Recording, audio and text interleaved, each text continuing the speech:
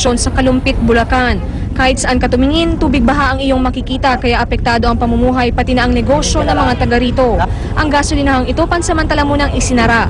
Ang mga residente walang magawa kung hindi lumusong sa tubig baha, habang yung mga bata na delikado pang palusungin sa batya isinasakay para hindi mababad sa baha. Ayon sa Provincial Disaster Risk Reduction and Management Council, humigit kumulang 17,000 residente ng Kalumpit, Bulacan ang apektado ng baha. 20 barangay pa rin daw ang lubog sa baha at 3 dito ang hindi pa naaabot ng rescuers. Po ay palakasin at pataasin ang aming dikes.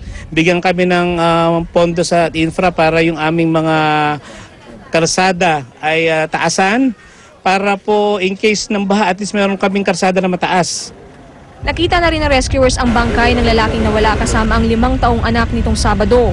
Noong kasagsagan daw ng bagyong Kiel, sumakay sa bangka si Fred Tolentino kasama ang anak para lumikas pero lumubog daw ang kanilang sinasakyan. Na-recover ang bangkay ng bata. Doon na po sila lumubog sa likod ng poultry. Tapos po, sa kagustuhan niya pong masagip yung buhay ng bata, pagas po silang nawala. Sa mga evacuation center naman, siksika ng mga nagsilikas. Kulang din daw ang rasyon sa mga lugar na ito. Ano pong kinakain nyo ngayon? Kung ano maabutan. Gaya po ng? Kung ano dumating. Kaya naman patuloy ang pagbibigay tulong ng GMA Kapuso Foundation. Puli sila nag-ikot sa mga barangay kung saan mataas pa ang baha. Igan nananawagan naman si Mayor Jesus na sana'y dumalaw dito si Mayor o si Pangulong Noynoy Aquino para bigyan sila ng tulong. At yan muna ang latest mula sa Kalumpit, Bulacan. Balik sa iyo, Igan. Maraming salamat, Victoria Tulad. Nag-uulat live mula po sa Bulacan. Dahil sa magkasunod na hagupin ng Bagyong Pedring at Bagyong Kiel, minumungkahi na ng NDRRMC kay Pangulong Noynoy Aquino na isailalim ang buong Pilipinas sa state of calamity. Darito ang report ni Haji Rieta. Sa loob lang ng isang linggo, sinira ng Bagyong Pedring at Bagyong Kiel ang bilyon-bilyong pisong halaga ng mga ari-arian sa bansa. Nag-iwan pa ito ng hindi bababa sa 60 patay at libo-libong residenteng walang tirahan. Dahil sa magkasunod na paghagupit ng 2 bagyo, mungkay ni Defense Secretary at NDRRMC Chairman Voltaire Gazmin, isa ilalim na ang buong bansa sa National State of Calamity. Wala pang komento rito ang palasyo. Pero ayon kay Pangulong Noynoy Aquino, may binubuong rehabilitation plan ng gobyerno para sa mga naapektuhan ng 2 bagyo. Kabilang na rito ang tulong sa mga magsasaka at rehabilitasyon ng mga nasirang infrastruktura. Kontento naman daw ang Pangulo sa pagtugon ng NDRRMC sa kalamidad. Pero pinag-aaralan na raw nila kung paano pa ito mapapabuti. Anything made by man ay pwede naman ma-improve. So we are looking for ways and means to improve it. Para sa unang balita, Haji Rieta reporting. Baha pa rin sa ilang barangay sa Tugigaraw, Cagayan, pero sinalantaman ng magkasunod na bagyo, unti-unti na bumabangon mula sa kalamidad ng mga residente. Darito ang report ni Dano Tingkungko.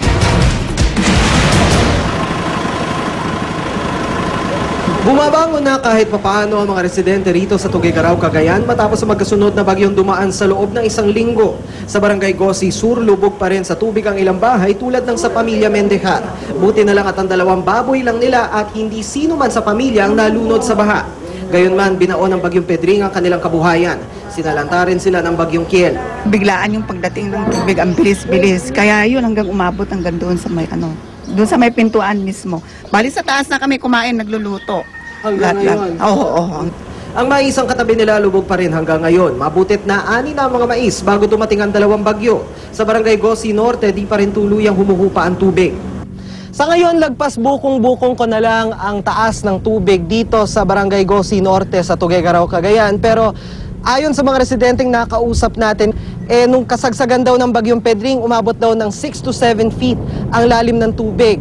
Sa lalim ng tubig na inabot dito sa barangay na ito, hindi mo makikita tong daanan na ito. At ang akalain mong ilog sa tabi ko, maisan pa lang, hindi mo na mapapakinabangan. Hindi ka nga makadaan na gawa ng malalim. Ang mga tao dito nang dumadaan, magbabangka kami, mapipilitan. Ayon sa mga otoridad, marami pang barangay ang lubog sa baha. Ang gasolinahang ito, buong tiyaga nililinis ng mga empleyado kahit palagpas tao ang baha rito tuwing may bagyo. At tila inihahanda na nila ang sarili sa darating na bagyo. Dinala na muna kasi sa mataas na lugar ang mga pumping station. Nung isang araw, nalubog na naman. Tapos nung isang araw na naman po, bali pangalawang beses na po ito eh. Yung mga gasolina po namin dito silalim po, nakasil po yan, sir. Oo, well, sir. Hindi pumapasok ang tubig po, sir. Pinaghalong putik at kalat mula sa mais naman na makikita sa bahagi ito ng Pinakanawan. Ang mga magsasaka, marami pa rin daw dapat ipagpasalamat kahit pa may mga pananim silang nawasak ng 2 bagyo. Salamat lang sa Diyos, ganito lang nangyari sa amin. Hindi katulad nung Indoy doon, madami namatay. Yun na namin, dadasal namin. Ang pinagigitnaan daan ng maisan hanggang tuhod ang taas ng tubig, pero may ilang bahagi raw na lagpas tao ang taas ng baha.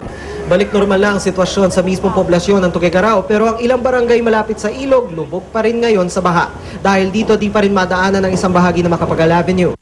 Para sa unang balita, Dano Tingkungko reporting. Naibigay na ng MMDA kay Manila Mayor Alfredo Lim at sa DPWH ang tinawag nilang New Rojas Boulevard Seawall Promenade Project. Mas moderno at mas angkop daw ang disenyo ng bagong seawall kapag umaalon. Narito ang report ni Ian Cruz.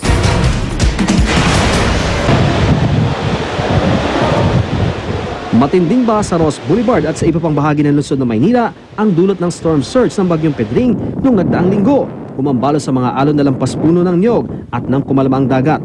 Tumambad ang wasak na seawall ng Baywalk, Binang Hotel at iba pang sinirang istruktura. Kaya mungkahi ng MMDA, bukod sa rehabilitasyon ng existing seawall, dapat daw magkaroon ng ikalawang seawall para raw sakaling pabagsakin ang unang depensa kapag humampas sa mga malatsunaming alon. May isa pang seawall na proteksyon.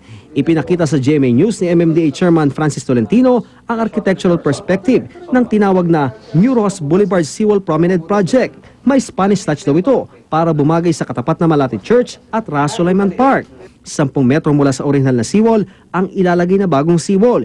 Ikukulong nito ang tubig, kaya naman magkakaroon ng lagoon na pwede raw sa fishing at boating. May playground, upuan at tulay din sa gitna. 3.5 meters ang lapad ng bagong seawall, kaya pwede raw doon mag-jogging. Iilawan naman daw ang promenade kapag gabi, pero hanggang sa orihinal na seawall na lang ang mga tao para iwas disgrasya. Panlaban daw sa alon ng bagong seawall. Concave ang disenyo nito, gaya ng mga seawall sa ibang bansa. Concave po ito para yung wave na darating babalik po siya.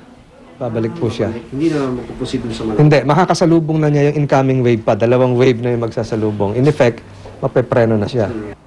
Naibigay na raw kay Mayor Alfredo Lim at DPWH ang plano, kaya inaaral na raw ito ngayon. Kung babaguhin daw ang distansya ng bagong seawall sa kasalukuyang seawall, wala naman daw itong problema sa MMDA. Ang DPWH po, sabi nila, i-upgrade nila. Siguro po, reasonable po yung 15 meters. Beyond that, baka malayo na ho yun. Nauna nang sinabi ng DPWH na 30 million pesos ang gagastusin para maayos ang dating seawall. Kaya sakaling pumasa ang proposal ng MMDA, tiyak na mangangailangan ng karagdagang pondo. Para sa unang balita, Ian Cruz reporting. Ang malalimang pagbusisi sa Seawall Project, abangan po yan mamaya sa Talakayan with Igan. Samantala, matapos naman ang sunod-sunod na bagyo nitong nakaraang linggo, mas maaliwalas na po ang panahon na maaasahan ngayong araw. Ayon po sa Pag-asa, nalusaw na ang low pressure area na kanilang binabantayan sa hilagang silangan ng Southern Luzon. Pero maging handa pa rin daw dahil sa umiiral na Intertropical Convergence Zone. Asahan na rin daw ang 2 hanggang 3 bagyo na posibleng pumasok sa bansa ngayong buwan ng Oktubre. Yung binabantayan natin na potensyal na maging bagyong Ramon ay ito'y ganap ng nalusaw. Ito nga ay more of dissipating than developing. Samantala, patuloy pa rin pong tumatanggap ang GMA Kapuso Foundation ng mga donasyon para sa mga nasalanta ng Bagyong Pedring at Bagyong Kiel. At mula naman sa GMA Kapuso Foundation Warehouse at Tandang Sora, Quezon City, may live report si Love Anuver. Love! Maraming salamat, Connie, sa mga oras na ito. No? May kasama na ngayon ang ating mga barakong mga sundalo mula sa AFP, mula sa Philippine Air Force. Yan po ay ang 7th Civil Relations Group, CRS-AFP at 763 CMO, SPOW Philippine Air Force. Kasama po nila ngayon ang mga volunteers sa mga ginang ng tahanan mula naman po sa DSWD Quezon City. Sa mga ngayong araw po mga kapuso, mga